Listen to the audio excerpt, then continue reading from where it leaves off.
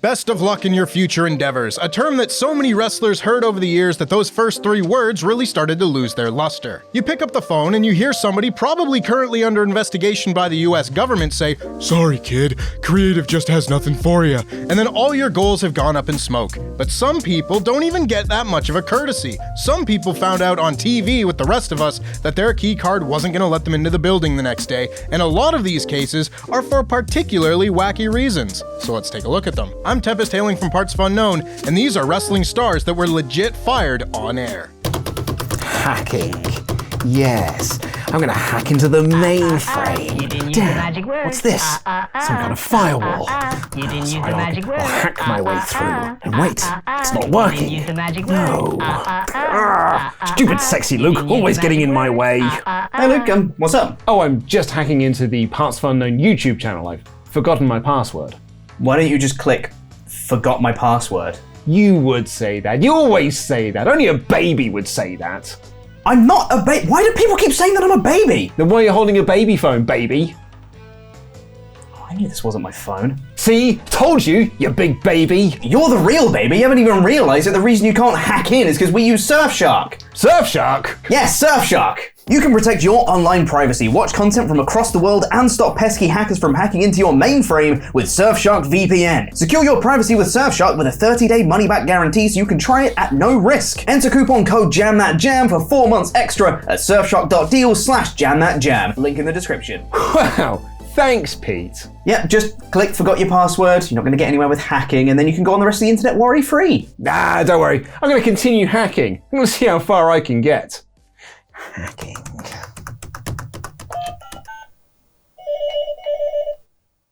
We have a problem.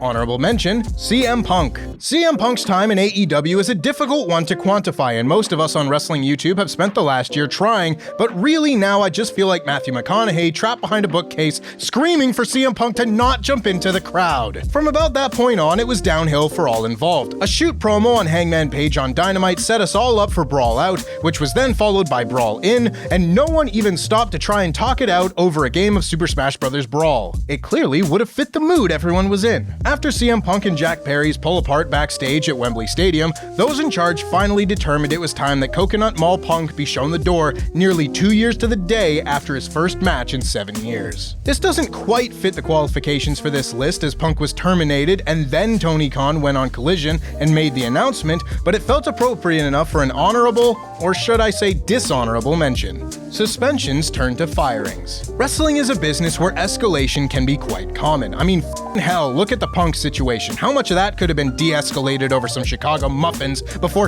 hit the fan? But in my time watching wrestling, usually when something appears to be going very wrong, it probably is. Case in point, we have these moments that sure didn't start as a public firing, but basically ended up that way. First, you have the Ultimate Warrior, whose infamous 1996 run, most remembered for his epic burial of Triple H at WrestleMania, ended abruptly with an address from WWF on-screen figurehead Gorilla Monsoon. After Warrior no-showed a number of house shows in a row, Monsoon said that unless he paid an appearance bond to ensure his appearance at future shows, Warrior would be indefinitely suspended. He never did, and this effectively served as the announcement of his termination. As fate would have it, because this was a taped show, Warrior actually wrestled after the announcement, but wouldn't be seen again in the WWF.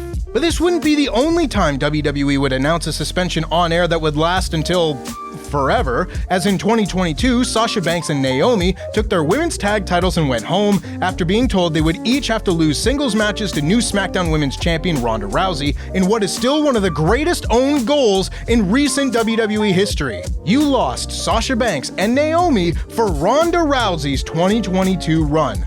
Nailed it, lads. WWE threw a colossal hissy fit about this, with Michael Cole announcing that both women had let down all their fans and thus would be suspended. While Naomi has found her way back to WWE since, those suspensions would also ultimately serve as both women's firings, as both left the company, with the newly dubbed Mercedes Moné still yet to return. Hulk Hogan. I've always thought that the Mr. America character made perfect sense. I mean, what do Hulk Hogan and a bald eagle have in common? Sounds like grounds for a character change to me. After Hogan beat Vince McMahon in a who's a bigger piece of street fight at WrestleMania 19, Hogan was taken off TV by an angry McMahon. Immediately afterward, vignettes hailing the arrival of Mr. America began to air on SmackDown. Who arrives but a guy who was definitely not Hulk Hogan, and typical ruthless aggression era comedy ensued. It wouldn't last too long, however, as Hogan and the company disagreed over money, and just as this ever-strenuous relationship appeared once again ready for its annual breakup, Hogan revealed his face to the live audience after SmackDown had finished, and I'm sure some poor soul in the crowd said, "Oh my god, it's Hulk Hogan! That was him the whole time! Wow!" The next week, Vince took to the ring, fired Hogan for having dropped the facade, and in real life ended Hogan's 2003 run without having to give in to any of his contractual demands. Mick Foley. While Mick Foley would famously like to tell people to have a nice day, it's safe to say that by the end of his time in TNA, he wasn't having many of them himself. It isn't terribly surprising considering the era in which Foley was there, what with all the Hulk Hogans and Eric Bischoffs and Dixie Carters running around, doing a really great job with the company, but by 2011, there were clearly frustrations on both sides.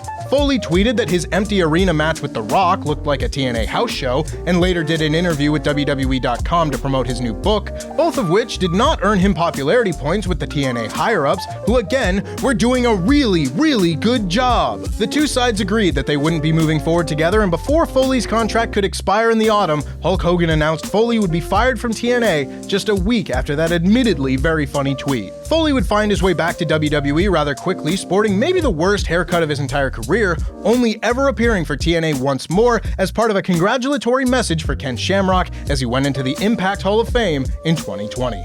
Jim Ross. The exact moment where a stark downturn in my personal enjoyment of the WWE product began can be found in late 2009 when Jim Ross was taken off commentary due to a Bell's palsy attack. This would be the end of good old JR's full-time gig as a WWE announcer, and let me tell you, the WWE product of that time did not need another strike against its quality, but my god, did no one tell Matt Striker that. There would still be brief appearances, including around WrestleMania 27 and Michael Cole's feud with Jerry Lawler, but the commonality throughout it all, as well as JR's WWE tenure in general, was the public disrespect he would face on a regular basis. I guess that is what happens when your boss is as pleasant as the mess your neighbor's dog keeps leaving on your lawn. In mid-2011, JR was brought back to do commentary alongside a still heel Michael Cole, Jerry Lawler, and occasionally Booker T, who can be seen here in disbelief of Cole's use of the words anal bleeding on live TV. It wasn't the best time for the WWE product, what can I say, but by God, we had Jim Ross on commentary every week, so it certainly could have been worse. What do you mean it got worse? After the appallingly bad walkout of Triple H Angle, John Laurinaitis was put in charge of Raw, and his first order of business was to make the show considerably worse, and fire Jim Ross for being ungrateful to Triple H. JR very clearly did not know this was coming, and yet completely no-sold his new asshole boss, shaking Lawler's hand and piecing the f*** out like a man who had put up with this bullshit for a very long time. Feast or fired. You ever hear of that old Money in the Bank gimmick WWE has? Yeah. People like that, right? Alright, well, we got our scientists in the lab cooking up our version of a Money in the Bank match, and oh look, it's finished now! What is it? Well, it's one part contract on a pole match, one part deal or no deal, one part random firing.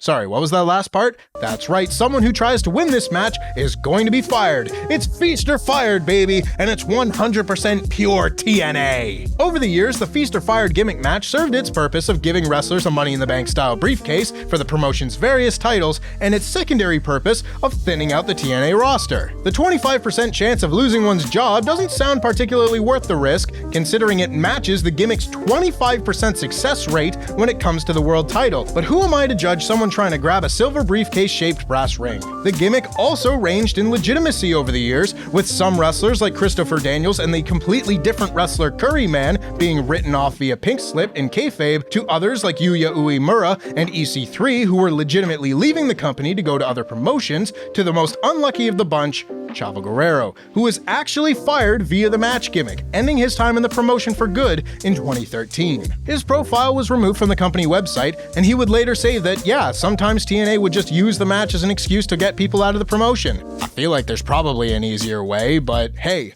that's TNA in a nutshell, innit? Sabu. There are very few names that are more synonymous with the original ECW than Sabu.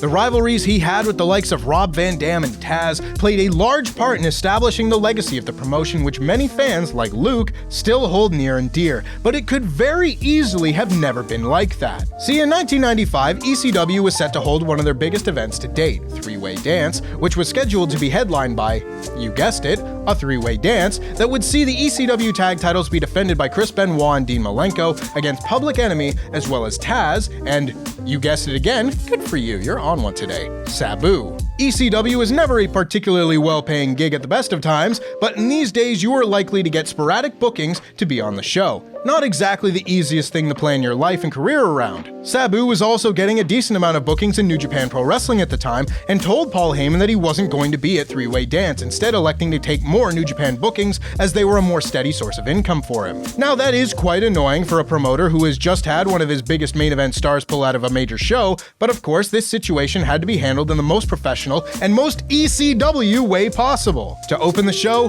Paul Heyman took to the ring and let the crowd know that Sabu had abandoned them and would not be seen in ECW again, because remember, ECW was always the babyface. That, of course, wouldn't come to be as Sabu returned to the promotion by the end of the year, but those poor fans in Philly that night just had to deal with the surprise replacement of Rick Steiner of all people instead.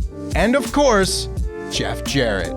And the most famous example of a wrestler being fired live on air on one of the most legendary episodes of wrestling television ever to boot. Vince McMahon's purchase of WCW set the wrestling world back quite considerably, as the number of places a wrestler could go to make a full-time living in the United States was cut in half overnight, and the effect of that was felt immediately by poor Jeff Jarrett. Jarrett had previously taken a hell of a stand on his way out of WWE in 1999, refusing to drop the Intercontinental Championship to China at No Mercy unless WWE extended his contract and paid him a hefty fee to do so. He got his money, China got the title, and Vince McMahon got a burning hate fire that he would call Jeff Jarrett forever. Jarrett left to become WCW champion, but just a year and a half later, WCW had gone tits up, and Jarrett's contract was once again in the hands of Vince McMahon, who had certainly not forgotten the courtesy Double J had shown him on the way out. As such, Vince opens the show and alerts us that Jeff should spell his name capital G-O-O-N-N-E.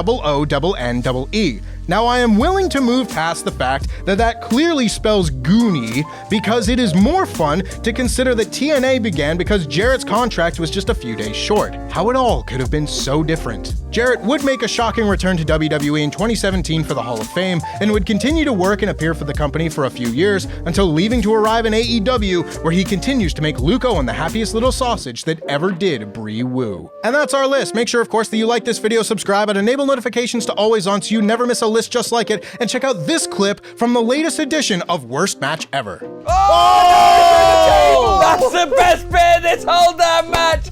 That's incredible! That's incredible! 2, 3! Yes! Yes! That's amazing!